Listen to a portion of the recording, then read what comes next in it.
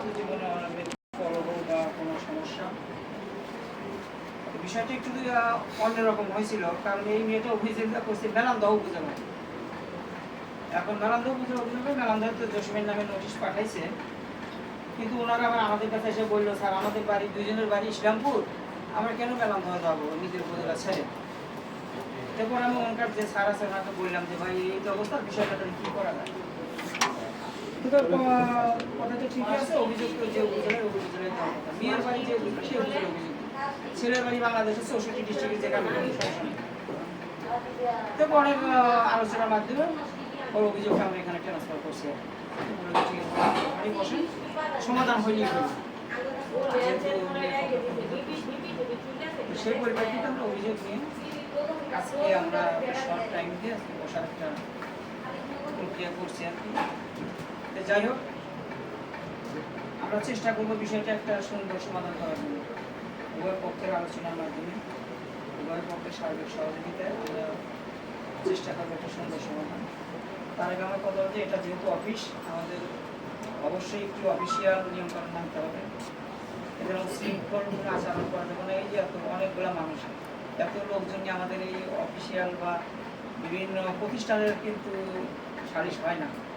আমাদের সালিশের কিছু বাইন্ডিং আছে যে এই লোক নিয়ে আপনি সালিশ করতে পারবেন না। আসলে কাজ আমরা করি, আমরা তো বুঝি যে আসলে পাবলিক ফাংশনটা বা আসলে হয় না। তবে আমাদের যখন এগুলো অডিট মনিটরিং অনেক কিছু এগুলো তদন্ত করে, তখন হয়তো ওইভাবে একটু মেনটেন করে দেখা দিয়েছে না এইভাবে পয়সা আসে। কিন্তু প্রকৃতপক্ষে তো আমরা পারি না। আমাদের বলা আছে 3-6 জন বা সর্বোচ্চ 4-8 জনকে সালিশ করা সম্ভব। এখানে আপনারা আসছেন, আমরা কিন্তু বলবো আমরা যদি ম্যানুয়াল দিয়ে থাকে বা প্রচারের হয়ে থাকে তাহলে পারবো না। না ভাই, এটা আমাদের ম্যানুয়াল না, এটা হেড অফিসের ওনাদের ম্যানুয়াল, বুঝছেন? আমরা ওইভাবে টেকনিকে চলি।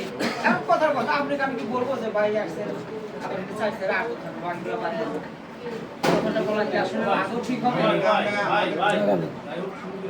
যাই হোক, ওটা না আছে, যেভাবে আমরা আছি আমরা এইভাবে থাকবো, সমস্যা নেই। বিষয়টা হয়েছে শৃঙ্খল বা এমন কথা বলবো না যে আমার কথা দ্বারা আপনার মানব, আমার কথা দ্বারা আপনার একজন কথা বলতেছে বলুন, সত্যমিতে যেটাই বলে বলুক, কাউন্টার দেবো না কথার ভিতরে। ওর কথা শেষ হলে আমি কথা বলবো। এই বিষয়গুলো আমরা একটু মাথায় রাখবো। আর উভয় পক্ষ আমরা এখানে যদিও দুটো পক্ষ নিয়ে করতে চেষ্টা করবো, আপনার পক্ষ কিছু না, ন্যায় কথার কাছে সবই সমান। সে আমি যার পক্ষে আসি না কেন, আমি যেরকম উচিত কথা বলবো সেটা আমার পক্ষের লোকের মানে যেতে পারে, পক্ষের লোকের কাছে যেতে পারে, ওটা আমি ধরবো না। আমাদের উভয় পক্ষে এখানে চেষ্টা করবে একটা সুন্দর সমাধান করা, আসলে ন্যায়সঙ্গত একটা সমাধান। যাই হোক, এটাই সংক্ষিপ্ত কথা আর কি। আমাদের যেহেতু প্রথম পক্ষ আমাদের হাফিজা আক্তার, আমরা হাফিজা আক্তারের কাছেই আমরা শুনবো প্রথম কথা। ওর কথা শেষ হলে আমরা দ্বিতীয় পক্ষ জসিমউদ্দিনের কাছে যাব। ওনার কথা শেষ হলে আমরা যদি প্রথম পক্ষ দ্বিতীয় পক্ষ দেওয়ার কোনো কথা থাকি আমরা কথাগুলো সরব, তারপরে আমরা যারা তৃতীয় পক্ষ আছি ইনশাল্লাহ আশা করি আলোচনার মাধ্যমে যাবো। এর আগে একটা কথা হচ্ছে, আমরা আসলে বিষয়টা চেষ্টা করি, সর্বোচ্চ চেষ্টা করি আমাদের অফিসে মীমাংসা করার জন্য। কারণ এখানে মীমাংসা দিলে এই মেয়ে 10 টাকা দিয়ে অভিযোগ দিচ্ছে আর 10 টাকাই খরচ, ছেলের পক্ষে কোনো খরচই নেই। সমাধান এখান থেকে হয়ে গেলে সব শেষ। যদি সমাধান না হয়, এই মেয়েটা যদি বলে যে আমি আসলে আমার সমাধান হলো না, আমি আইনের আশ্রয় নিতে চাই বা তাহলে আমাদের জামালপুর কোর্টে আমাদের 8 জন প্যানেল আইনজীবী আছে, আমাদের ব্রাক থেকে হেড অফিস থেকে স্পন্সর করা। আমাদের জামালপুর জেলার 7টা উপজেলার যে ব্রাকের মাধ্যমে যে মামলাগুলো ওনারা পরিচালনা করেন, মামলা 1 বছর 2 বছর 5 বছর যতদিন চলবে সমস্ত খরচা খরচ ওই ফিল্ডে আমরা ব্রাক থেকে দেওয়া দিই। আমাদের পক্ষে যেই শুধু হাফিজা না, এরকম হাজারো হাফিজা আছে, যারাই যেভাবে মামলা করবে আমাদের পক্ষে থেকে যদি মামলা করে খরচা খরচগুলো আমরা দিই। মামলা শেষে রায় যেটা হবে সেটা উভয় পক্ষকে মেনে নিতে হবে। রায়ের পরে যে ব্রাকের কাছ থেকে কোনো টাকা পয়সা দিয়ে না, তোমার মামলা পরিচালনা করে দিলাম, তুমি 10 লাখ টাকা বলে বা সংসারে গেলা, আমাদের এত টাকা খরচ হয়েছে, এই বিষয়গুলো আমাদেরকে কমিশন দিতে হবে। এই 10 টাকাই শেষ, আর কোনো কি নেই। তারপর আমরা চেষ্টা করি যে না, কোনো পক্ষে যেন মামলা না করে। মামলা তো আসলে কোনো সমস্যার সমাধান না, মামলা অর্থেই হয়রানি, মানুষকে হয়রানি করা, মানুষের বিভিন্ন মানসিক, শারীরিক, আপনার পারিবারিক, আর্থিক বিভিন্নভাবে ক্ষতিগ্রস্ত। আমাদের ব্রাক চাচ্ছে যে না, কোনো পক্ষই যেন আর্থিকভাবে ক্ষতিগ্রস্ত না হয়। আমরা এখানে যেহেতু একটা সংস্থা আমরা কাজ করি, আমাদের মাধ্যমে যদি এখানে সবার সহযোগিতার সমাধান হয়ে যায়, উভয় পক্ষে বিভিন্ন ক্ষতিগ্রস্ত হাত থেকে যেন রক্ষা পায়, এটাই আমাদের আসলে লক্ষ্য উদ্দেশ্য। এটাই ছিল কথা। তো যাই হোক, আমাদের প্রথম পক্ষ হাফিজ আক্তার, আপনি বলবেন আপনার বক্তব্য। তবে আশা করছি যে সত্য কথা বলবেন, মিথ্যা বলার দরকার নেই। আপনি আপনার বক্তব্য বলেন। আপনাদের পরিচয় তো নিলাম, এত পরিচয় নিলাম।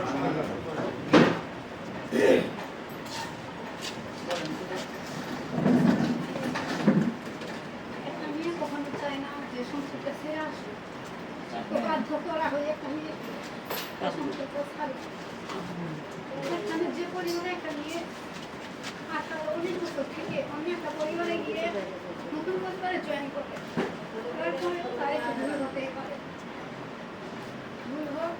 এরপরেও যদি সেটা মেনে নেওয়া হয়, যদি ভালো মানুষ হয় মেনে নেয়, আর যদি না হয় আর রক্তচাপ করে, তারপরেও আমাকে নিয়ে গিয়ে 3 মাস ভালো করে রাখা হয়েছে। তারপর আমাকে গরু ঘরে রাখা হয়, গরুর ঘর। গরুর ঘরে শুধু আপনি থাকতেন, আপনার সমস্যা হয়েছিল?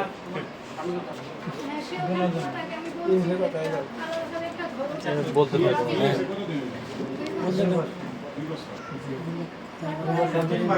জি। কোনো আপনাদের সুযোগ দেওয়া বলে আপনারা বলেন।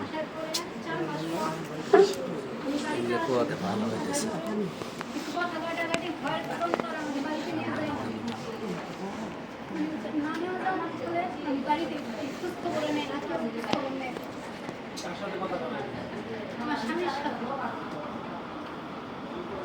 প্রথমবার প্রথম বাচ্চা পেটে ছিল তখন কেউ খোঁজখবর নেই নাই। প্রথমত ব্যাপারে যে আমার শ্বশুর শাশুড়ির সাথে কোনো কথা হয়েছে, তারা যদি আসতো তারাও আসতো। তারপর বাবু ডাকো ব্যাখ্যা করছে, তখন আমি ফোন দিয়েছি যে তোকে আমার শ্বশুর শাশুড়ির কাছে ফোন দেওয়া উচিত। ফোন দিয়ে বলছি, বলার পর আমার শাশুড়ি তখন বলছে যে এখন তো নৌকা পাওয়া যায়, আমরা যাবো না। এটা আমার জেঠির কাছে বলতেছে, জানো না আপনারা যেভাবে হোক সমাধান করেন। তারপর ডেলিভারিটা বাড়িতেই হয়, হওয়ার পরে বাবু ঘর আধা ঘন্টা পরে মারা যায়। জি, হাসপাতালে নিতে নেওয়া হয়েছে, ডক্টরেরা বলছে হাসপাতালে নিয়ে ওখানে নিয়ে যাওয়া হয়েছে। তখন এই খবর আমার বাড়িতে দেওয়া হয়েছে, তখন ওরা বলছে কি যে তোর অসুবিধা নিজে থেকে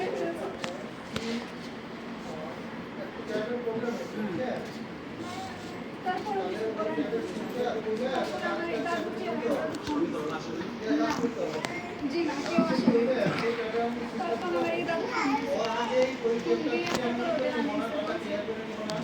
আমার রাত 2টা বাজে, বাবু শেষ তখন তারপরে রাত 2টা বাজে মাটি দেওয়া হয়েছে তাদের। তোমরা বলছো মেয়ে রাখেন, আমরা মেডিকেল করো, যে কীভাবে মারা গেছে ওভাবে রাখা হয়েছে। তারপরেও আমি অনেক অসুস্থ ছিলাম 3 মাস। 3 মাসের পরে এর মধ্যে দেখতে আসছে ওই ঘটক যে ঘটক ছিল বাচ্চা মারিতে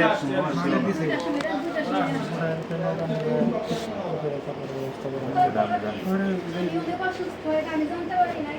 9 দিনের দিন জানতে পারছি যে আমি অসুস্থ। তারপরে ডাক্তারের কাছে নিয়ে যাওয়ার আগে আমি আমার স্বামীকে ফোন দিছি, এক কথাই বলেছে যে আমি যেতে পারবো না, আমি যেতে পারবো না। তারপর অনেক রিকোয়েস্ট করার পরে আসে নাই।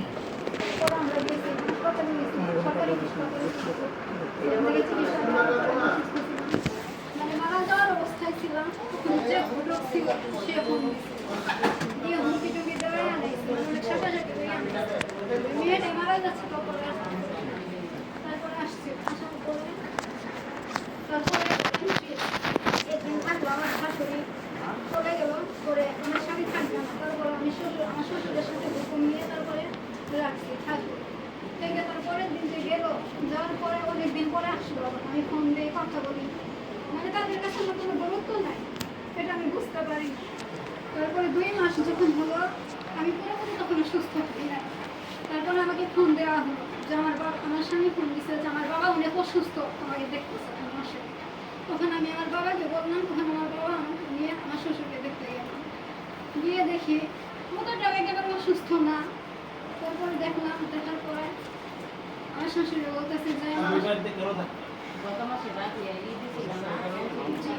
অসুস্থতার কারণে পরে আমার স্বামী বলল কিছুদিন থেকে যাও, আমার শাশুড়ি আসবে আপনার কাছে নিয়ে যাবো, আমি আনছি আমি নিয়ে যাবো। পরে আজ তো দিন 4 দিন থাকলাম, থাকার পর আমার শ্বশুর একটু সুস্থ হলো, বেশি আমাদের বাড়িতে আসলো না, ওই বাড়িতে রেখে এসে স্যালাইন দিয়ে যাওয়ার পরে আমার আম্মা বলে দিছে যে একটু দেখবেন, ভারী কাজ তো করতে পারবো না, কলম চাপতে পারবো না, একেবারে পুরোপুরি সুস্থ হয় না। তারপরে আমার শ্বশুর যে আমার সাথে সাটাসাটি যে আমি চাইছিলাম তোমার মতো বউ আমি রাখবই না, 2 লাখ টাকা হলেও তোমাকে আমি ছেড়ে দিলাম।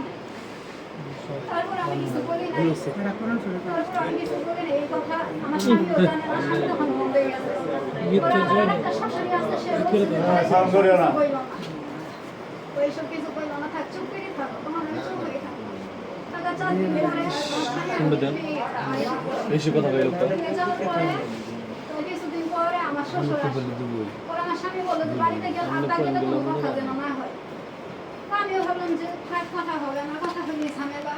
তারপর আমি চলে গেলাম, যাওয়ার পরে মানে সংসারে কিছু টুকটাক একটু হলেও কাজে একটু হলেও ভুল হবে, ভুল হওয়ার কারণে আমার শাশুড়ি করে আনতেই চাইছিলাম না, তোর বাবু খেয়ে গেছে। পরে অন্য বাড়ির লোক এসে বলে তুমি বলে তুই দিয়েছো তোমার বাপের সাথে, তোমার বলে আনতোই না, 2 লাখ টাকা আনলো, বলে তোমার ছেড়ে দিত। তো আমি বলছি আমি তো সব জানি না, ছেড়ে দেওয়া হলে ছেড়ে দিল নি। তো আবার আসছি, আসার পরে তারাই দেওয়া উচিত ছিল। তারপরে এগুলো ওদের শুনছি, শোনার পরও থাকছি। এরপর আমি বয়স তুলতে পাই না, এর জন্য মারধর করে। কাজে একটু ঝামেলা হলে আমার শাশুড়ি বলে 2 লাখ টাকা নিয়ে চল, কাজ করে পাবি না, তোর মায়ের পয়সা কাম করে নিয়ে দিয়ে যা, কাম করে কাজ করতাম না। অবশ্যই আমি আমার সংসারে সবটুকু কাজ করতাম, শুধু আমি বন্ধে ভুট্টা আর মরিচ দিয়ে করতে যাই না।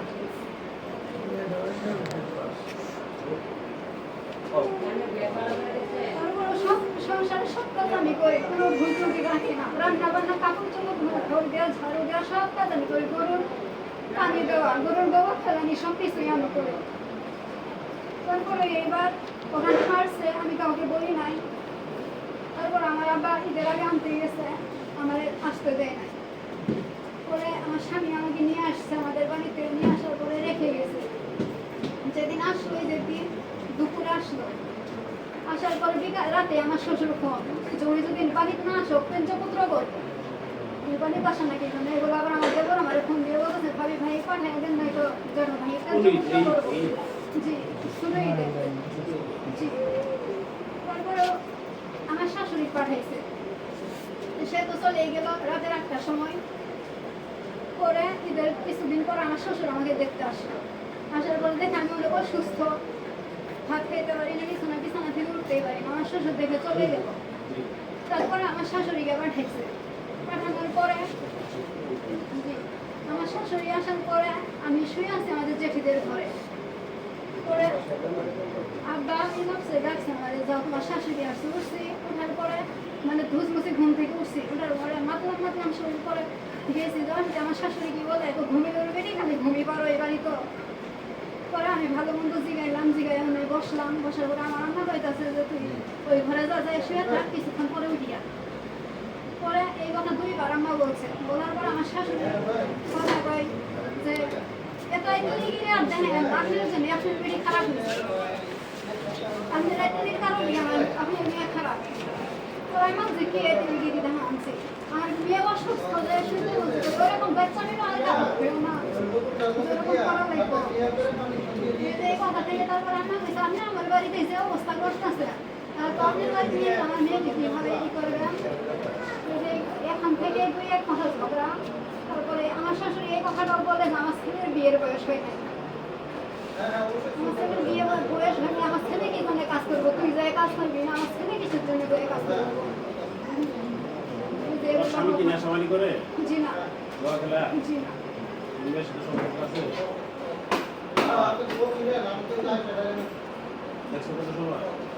এটা আমি শিওর দিয়ে বলতে পারবো।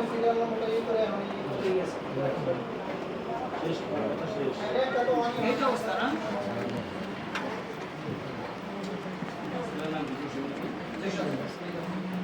এই তোমাকে ওটা ফাও কথা কবা না আমি কোনো কাউ কথা করবা না যা বলবা সত্য করবা এনে কোনো জেলা নেই বা কিচ্ছু না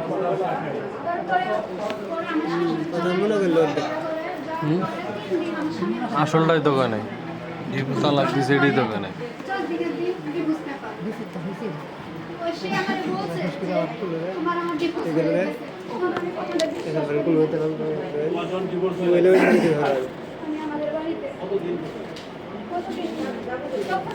এক মাস হয়েছে কোরবানি দিতে গেছে না কোরবানি ঈদে না কিন্তু ঈদে আমি আসছি তার মানে কি এই কোরবানি এই ছবি তার আগে রমজানি দেয় রমজান ঈদের এক মাস পরে ডিভোর্স পেপার পাঠিয়ে দিয়েছে আমার শাশুড়ি দেওয়ার পরে জি 19 তারিখ কোন মাসের 19 তারিখ জুন মাসের জুন তো চলতেছে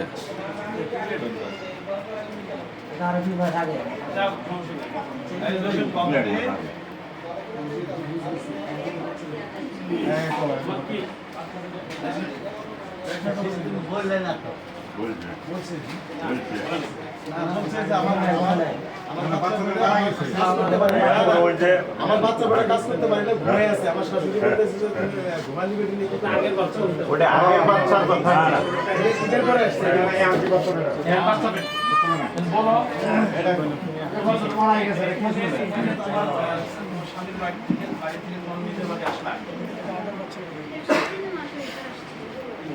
এটা তো দিন বাড়ি আছে না কত টাকা দেয় না নেতাই গেছে হ্যাঁ নেতাই গেছে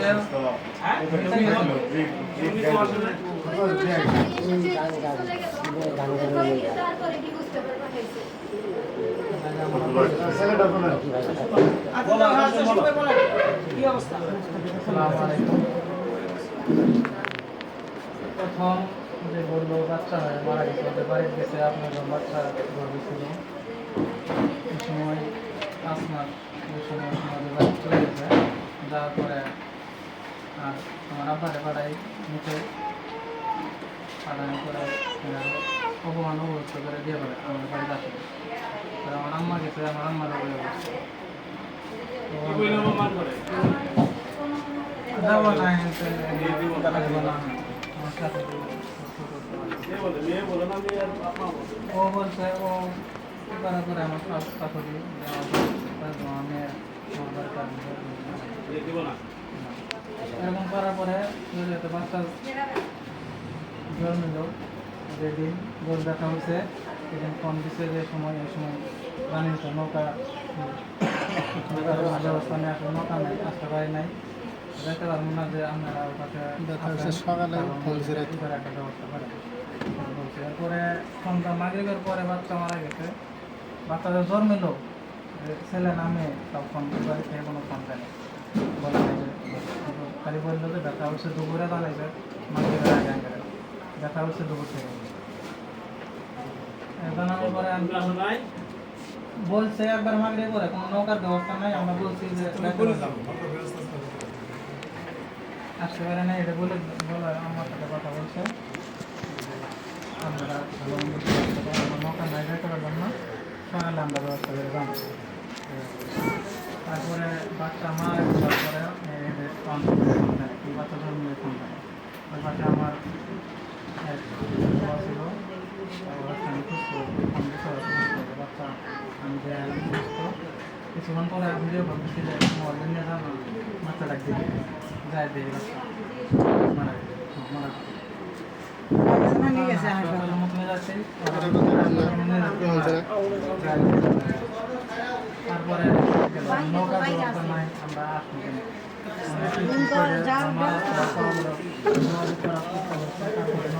নৌকা থেকে কি করে নৌকা করে নৌকা আমাদের নৌকাতে তারপরে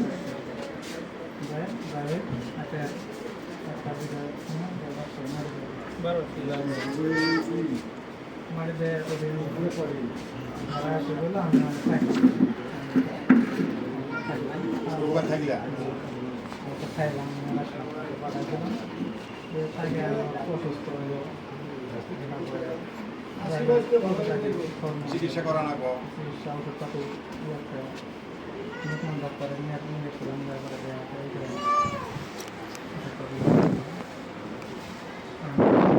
আমি আবার পরে এরপরে আমার আর পারবো ওষুধপাতি নতুন ডাক্তারের নিয়ে যাওয়া হয়েছে আছে ওষুধপাতি কি নিয়ে দিছো তোমার টিয়া দিয়ে না আবার টিয়া দিয়ে আমার দিদি আমার তুমি কি বলতে লাগে তারপরে আসো তারপরে অনেকদিন যাওয়ার পরে অনেক কিছু হইলো তারপরে চেয়ারম্যান নাম ছিল আবার নিয়ম করার জন্য এরাই করছিল তারপরে আমার আবার সুস্থ হয়ে গেল এরপরে আবার বন্ধ বলছিলাম আবার সুস্থ হয়ে গেল আমার শরীরের সাথে গেছে যাওয়ার পরে আসছে যখন বলবো তারপরে গেছে যাওয়ার পরে বললাম আসছে কিছুদিন অল্প সুস্থ হতে থাক আমার সুস্থ একজন খাইল আবার চলে আসলো অসুস্থ ওষুধ খেতে যাচ্ছে ওষুধ সুস্থ হয় নাই তারপরে কিছুদিন গেল যাওয়ার পরে আমাদের বাড়ির থেকে লোকজন নিয়ে আসতে যায় অপমান করে পাঠায় কেন হ্যাঁ এই যে আমার শ্বশুর বাড়ির লোকজন বুঝুন কেন তুমি করে নাকি শ্বশুর না আমার শ্বশুর শ্বশুর বোধার করে কেউ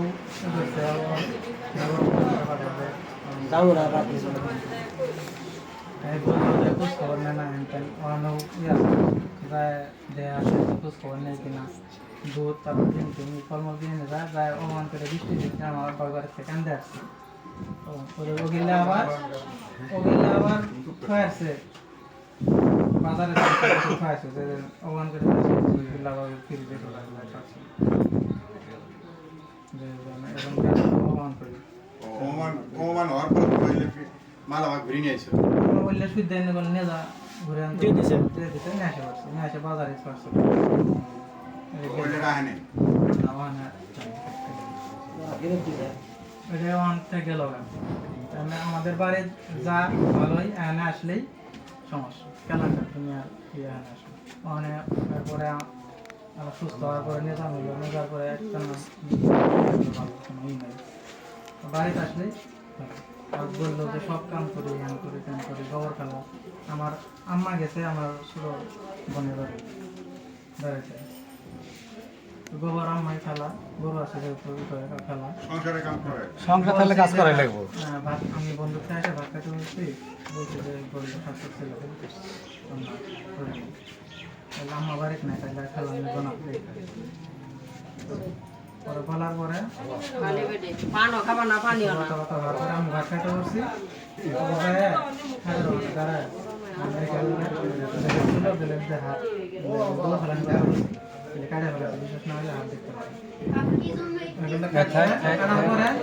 আমার ভাত খাওয়া শেষ আমি পরে মানে কাটা গামছা হাত মিশতে কিছু যায় দেখি খারাপ আছে রক্ত মানে হাত কাটছে রক্ত করে আছে হাত কাটার পরে আমি দুটো খাওয়াচ্ছি কথা বলবো না যে হাত কেটে দিয়েছি আমি একটু দিয়ে দেন হাত তোমার নিজের হাত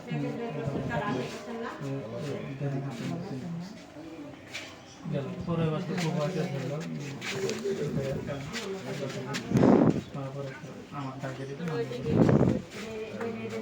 গেল আমি আমার গার্জেনে জানাই জানলে শুনলে আমি বিষয়টা ই হবো এবার আমার জানে না কোনো বাড়িতে জানে না ভুবনে আমরা বেরিয়ে আমরা সমাধান এরপরে ভালোই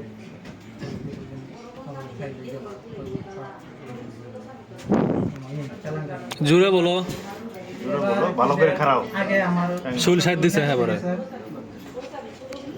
আমি বলছি যে আমি জুড়ে পাওয়া না নিয়ে আমি বেড়া বোনা বয়স এটা আগে কিছুদিন আগে নিতে গেছিলাম আমি আবার ব্যবসা করি দোকানের হালকা ইয়ে কাজ করে গেছি তাহলে একসাথে আমি যেদিন আসা ওরা পার হয়ে আসছে বাসায় গেছি আসছি আসার পরে রাখে আমি আবার বাড়িতে আসছি কারণ দোকান কটা বাজারে বাড়িতে একটা দুটো দোকান আমি একাই বাড়িতে বাকি গেলে আমার আব্বাও নিতে পারে না, আম্মাও নিতে পারে না। ওই নাই, বেচারি নাই, যার মতো করে নাই। বাড়ি গেলে তালা গেলে কেমনে এটা কোয়া তালা গেলে কি এই রমজান ঈদের পরে আমার আব্বা গেল, নিয়ে আসতে গেছে আমার। তারপরে যা যে শুনছে অসুস্থ, আসে বসে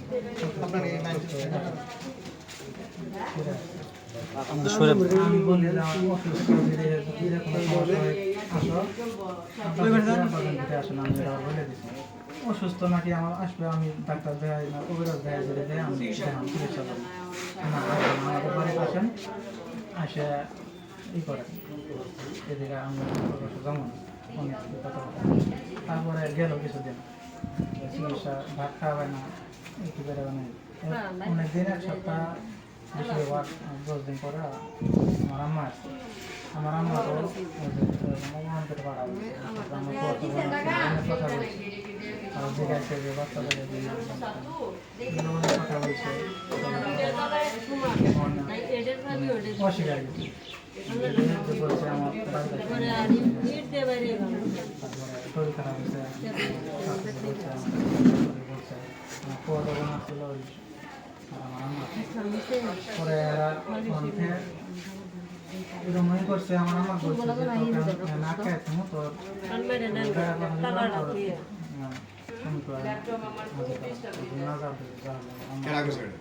শাশুড়ি।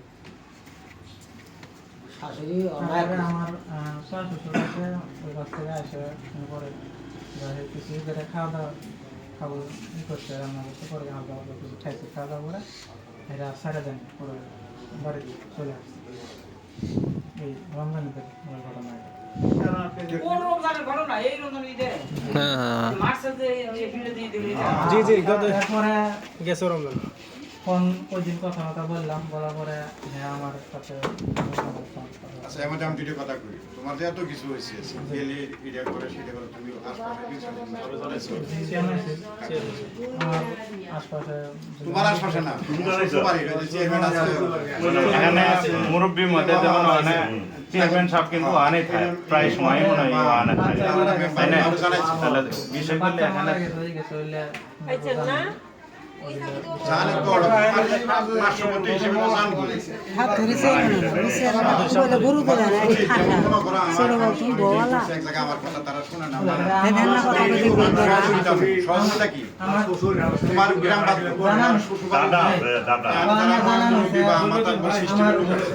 আমার ভাইরা আছে বাজারে মুরগি ব্যবসা করে, সাথে কথা দেখা করছে যে এরকম বলছে যে আমি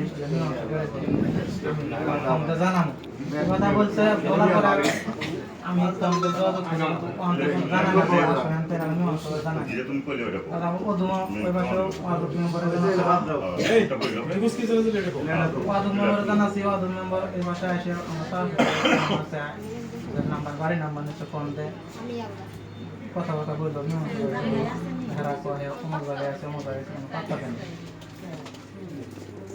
পরিবারে এক ছেলে সংসার এরকম। ওটা তো কথা না, পাত্তা দেয় না কি যে একটা হাই স্কুলের মাস্টার আছে, ওর তো যাওয়ার কোনো জায়গায় নেই, স্কুল থেকে তো যাওয়ার দিন চেয়ারম্যানের তো বাড়ি কি থাকে, তো কোনো কাম কাজ মামা তো বাজারে কি থাকে, মামা তো বাজারে কি থাকে, এই যে মেম্বারের তো জায়গা মনে করেন যাই খাইছি আমার এখানে চলাই না, কার জায়গা নেই, যদি এটা মেম্বার হওয়া জানা যায়নি আমি তো মনে করেন ভাই আমি মানে এগুলো নাই জানো, কারণ তুমি যখন বউ যাইতেছে না তখন কিন্তু তোমার উচিত ছিল যে যেমন আজকে আমারে ডাকছো, আজকে বাবলু ভাই ডাকছো, তুমি ওই দিন তোমার উচিত ছিল যে আমি দুই একজন মানুষ পাড়ায় দিয়ে আসে কি এটা করছো কি না সেটা বলো, আমি পাঠাইছি তো কাক পাঠাইছো ওটাই বল, সার কথা গো, এত কথা দরকার আছে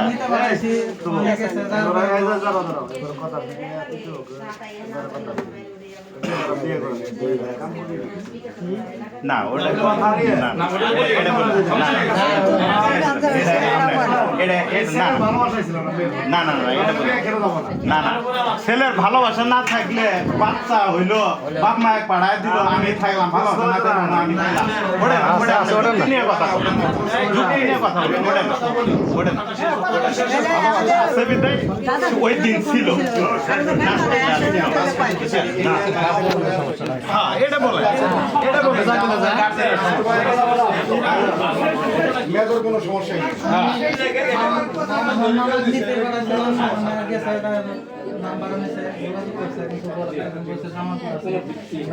ঠিকই আছে কিন্তু কাউ বলো নাই আসলে বউটা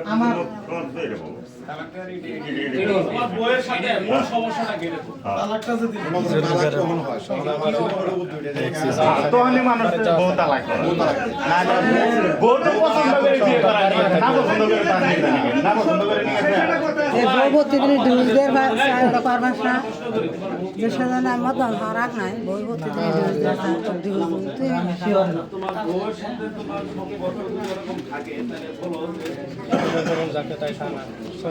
মেন সমস্যাটা সারমর্ম কথা কব এত বই এত পছন্দ না আর সব বাদ। কারণ এটা মেয়ে মানুষ শোনো এটা মেয়ে মানুষ বাপ মা ভাই বোন সাইরে স্বামী কাছে আবার স্বামী কি করে মায়ের সাথে দ্বন্দ্ব বাজে বইয়ের সাথে লাভ আছে বইয়ের তারপরে কিন্তু বইয়ের পাচ্ছে না